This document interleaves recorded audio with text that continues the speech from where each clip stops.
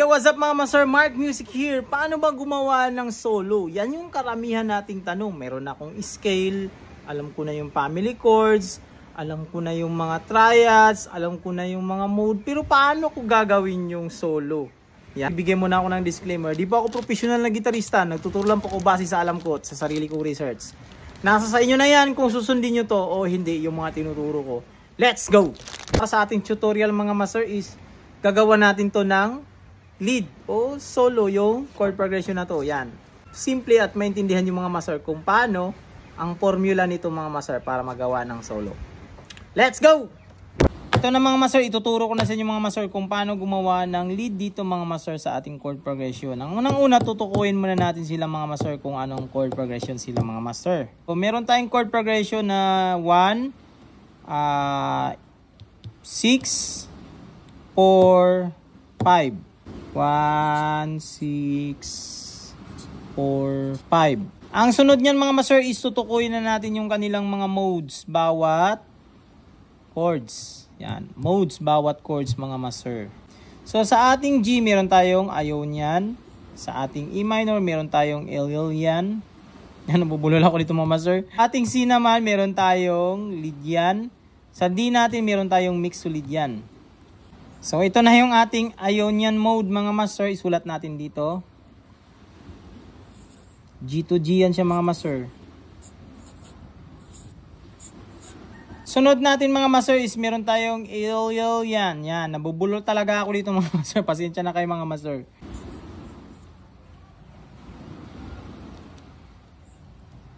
Next meron tayong si Lydian mga master.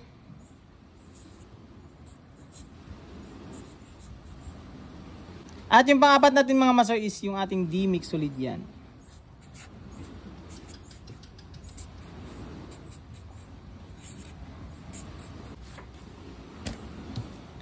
Yan, nakuha na natin yung mga mode bawat chords mga master. Sunod natin gagawin mga master is hanapin muna natin yung ating mga chord tone or mga possibilities natin na target note mga master. So, start tayo dito sa ating G. Ito yung mga nota na napapaloob sa ating G mga master.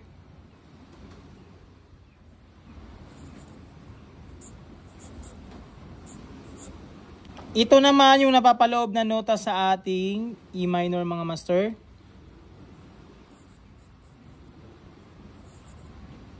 At ito yung nota sa ating C major mga master. At ito rin yung sa ating D major mga master.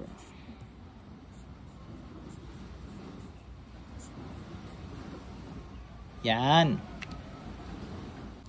Ito ang tandaan nyo mga master. Itong mga nota na itong mga master o yung mga triads, sila ay chord tone. Yan. Pabilang kumbaga yung sa chords na to na G, nandyan yan. Nakikita mo yan lahat. Sa chords mismo, nandyan yan sa loob. Ito, yan, yan. Ngayon, maghahanap lang tayo dyan ng mga nota, depende sa atin kahit saan dyan sa tatlo, na yun yung ating uuwian. Yung kumbaga yung tinatawag nating target note. Para sa akin, siyempre iba-iba tayo ng pag-interpret nito mga master, pero ito yung formula niya mga master, yung sinishare ko sa inyo mga master. So, para sa akin, itatarget ko yung B. Pero wala pong problema yan mga master, kahit tatargetin natin yung D or yung G, walang problema yan. Pero ito lang mga master, para sa akin lang ito, so tatargetin ko tong B, ibibilugan ko na yung B. Kumbaga sa chord na G, ito yung target ko. Yan. At dito naman sa E minor mga master, yan, same lang din gagawin ko, pang targetin ko yung mga triads niya, yung third. So G ako master, yan, G. Dito, master, baguhin natin yung target note natin. Example, dito ako sa C. Itatarget ko yung C. Yan. Or yung root niya. C. Example na ito, master. At dito naman sa D natin, itatarget ko yung A. Or yung pip niya, mga master. So, dito yung pip niya, A. Yan. So, ito ngayon yung ating mga target note. Take note mga master, kailangan bago ka mag-proceed dito mga master is saulado mo na yung fretboard mo mga master. Kasi para alam mo kung saan yung mga target note na yun. Saan dito sa fretboard. Example, sa G natin na meron tayong target note na B, alam natin na dito sa ating G string, 4th fret may B. Meron din sa ating 7th fret, dito sa ating high E string may B. 12th fret, yan. Alam natin mga master, in short, alam na natin yung ating fretboard para hindi tayo malito. So ito na yun mga master, yung example natin doon mga master. Sa G meron tayong B. Yan. So dito ko kukunin mga master yung aking B. Yan, kasi wala tayong backing track ngayon. So ito yung mas malapit. Yan. Pero tingnan mga master, kaya mo yan kukunin kahit dito, dito, yan. Depende sa'yo. Pero para mas maintindihan nyo itong mga master, simplify natin itong mga master. So dito natin kukunin yung ating B. Yun. Ulitin natin, sa G may B tayo. Yan. Sa E minor natin meron tayong G. O, dito kukunin. Yan. Sa C natin, meron tayong C. Yan.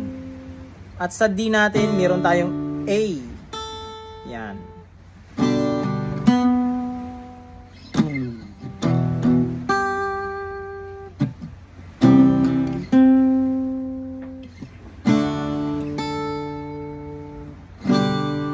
Yun pa lang ano na siya, kumbaga sumasakto na yung mga binibitawan nating nota o yung target note natin.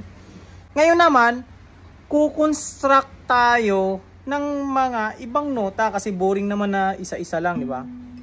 Ibig sabihin kung mga master na magkukonstruct tayo, gagawa tayo ng mga nota na, kumbaga, dadaan muna tayo ng mga nota na kabilang sa ating mga modes, doon pasok sa ating mga modes, na ito yung magbibigay na tulay natin para doon sa ating target note. Yun. Ito yun mga master. Ibig kong sabihin mga master, ilalagay na natin ito, take note mga master, dito ilalagay natin yung ating B.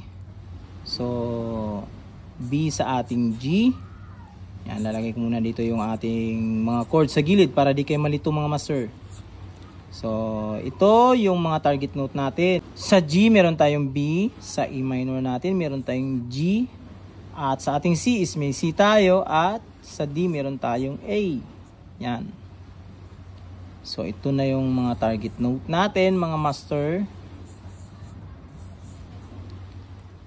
Ang tinutukoy ko mga master na tulay or mga nota para dito sa ating target note, pwede namang gagawa ka ng target note muna, then yung mga nota. Pwede ring nota muna or gagawa ka ng mga lick bago doon sa nota sa target. Yan. Ito yung best example ko mga master na gagawa ka muna ng mga nota bago doon sa pinaka-target note mo mga master na mukha ng combination, pwedeng patakboy mo yung Ionian mode or pwedeng magra-random ka ng mga notes basta nandoon siya sa ating modes or sa ating scale ng ating chord progression. Ito yung best example ko mga master, yung guitar solo ni Sir Perp de Castro sa kanyang 214, di ba? Meron siyang ginawang mode. Then nag-stop siya dito sa G string 7th fret, which is ito yung D note. Kasi babagsak na yung ating G chord.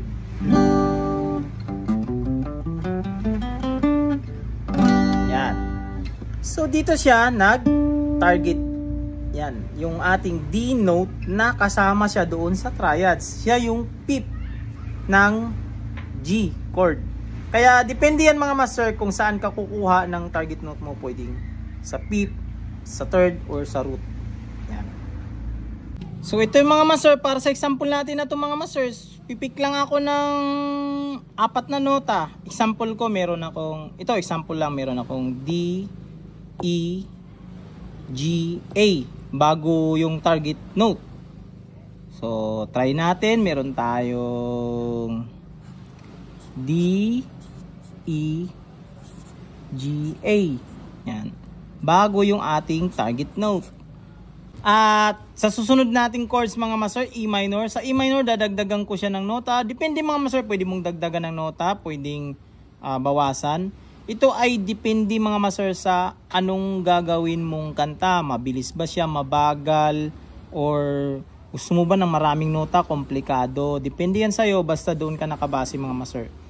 Para dito sa E minor natin mga master is magdagdag ako ng nota. Sabihin na lang natin meron akong B, C, D, E, F sharp. Yan. Meron akong B, C, D, E. Yan. Dagdag na natin yung F sharp mga master. F sharp bago doon sa G. Yan. At dito naman sa C mga master, tatlo lang gawin kong nota. Yan. Para may reference lang kay mga master. So meron akong G, F sharp, D. Yan. So isulat ko dito mga master. G, F sharp, D. Then target note. Yan. At ito sa D mga master, ikumpletuhin natin yung mode. Yan, kumpletuhin natin yung mode sa D. So susulat natin dito.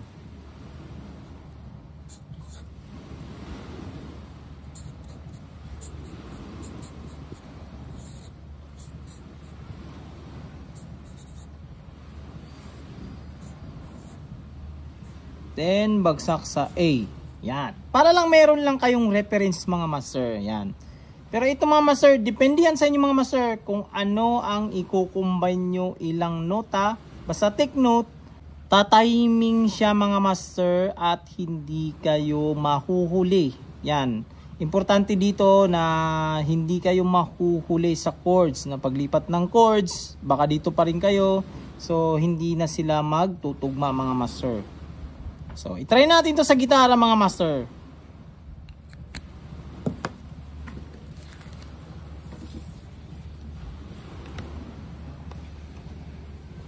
So, sa G natin mga master, meron tayong nabuong nota na ito yon.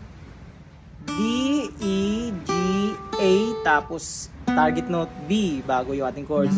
Yan. Tapos sa E minor natin, meron tayong B, C, D, E, F sharp, din target note G. Yan.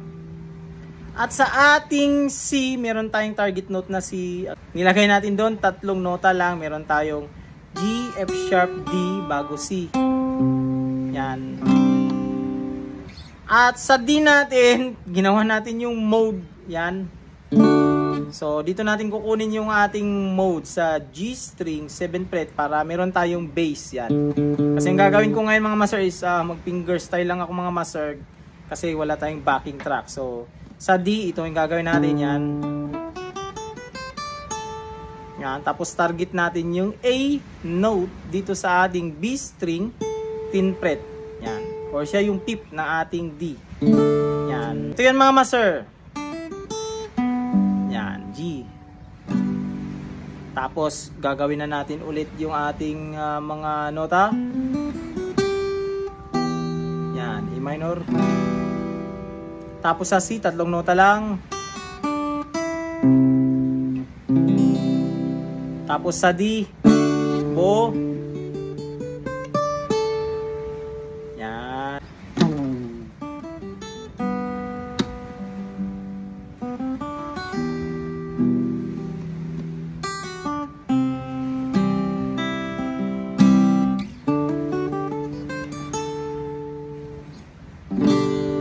Yun.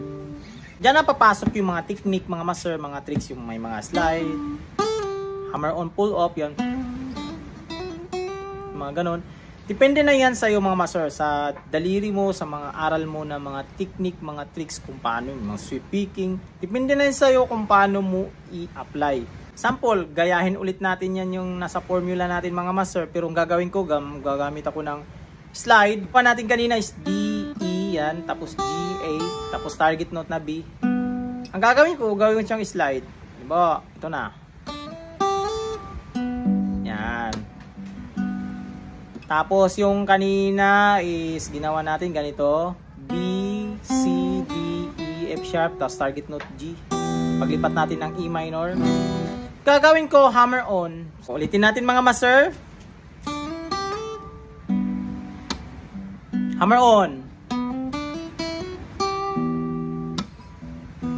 Tapos slide ulit. Yan. Tapos hali. Yan. Depende na yun sa mga master. Pwede mong magbe-bend.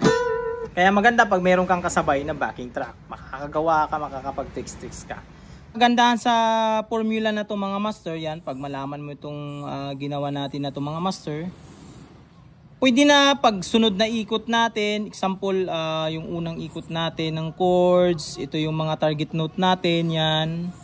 Pwede sa susunod natin na ikot ng chords o sa sunod na phrase, pwede naman nating i-target note ulit, iba-iba naman, basta nandoon lang din siya sa ating triads bawat chords. Yan. Kumbaga ikaw na mismo gagawa niyan mga master, nasa sayo na yan. At least alam mo to yung mga ideas na to mga master. Na dito lang pala naglalaro lahat ng mga solo natin mga master na napapakinggan. Yan, napapakinggan. Halos karamihan mga master, yan lang ang kinukuha na nila na base. Yan. Basta ang unang-una, alamin muna natin yung chord progression niya. Sunod is alamin natin kung anong mga mode siya. Yan, kung anong mga mode bawat chords. Yan mga master, bawat chords. Then kunin natin yung triads bawat chords. Yan. Para meron tayong target note. Yan, ito na yung binilugan ko, target note. Pero depende yan mga master kung saan ka magta-target note. Yan, lalagyan ko na rin din yung iba. Yan. Depende dyan sa tatlo. Depende sa'yo. Dito naman, yan. At dito. Nasa'yo yan kung saan mo gagawin, ano yung target note mo. At ito yung mga nota na natitira, pwede mo na yung gawing combination. Yan. Yan, combination.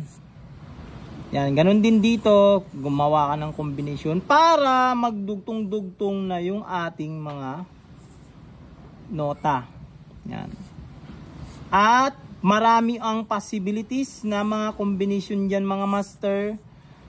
Ang kagandahan lang mga master, pag alam mo yung ganitong formula, endless na yun magagawa mo dito mga master. Kumbaga, hindi ka na nauubusan ng idea kung paano mo gawin yung pagsusolo. Endless niya. Hindi na tayo nakakulong sa iisang box. At yun lang ating video na to mga master. Sana nagkaroon to ng idea sa inyong mga master. Ito yung formula master, paano ko nabuo yung mga solo. At yung nakikita natin ng mga gitarista na nag-improvise, paano kaya nila nagawa yun? Paano kaya nagawa ni Isaac yung ganito kalupit na arrangement ng Magbalikabol? Kapansin kayo mga master, mayroon akong sukat-sukat kanina mga rulers mga master. Ito yun mga master, yung aking rulers. Yan. Ginamit ko lang ito mga master kasi para hindi ako mahirapan, mapadali yung aking tutorial ngayon mga master. Kasi mahirap po gumawa ng tutorial ng ganitong mga master na buong set na formula ng solo mga master. So, ginawaan ko lang ng formula ng aking rulers. Malaki yung impact nito sa akin, sa aking guitar journey mga master, at na-discovery ko itong mga rulers na itong mga master. So, dito lang sa video natin na itong mga master. This is Mark Music. God bless you all. Peace out, brothers.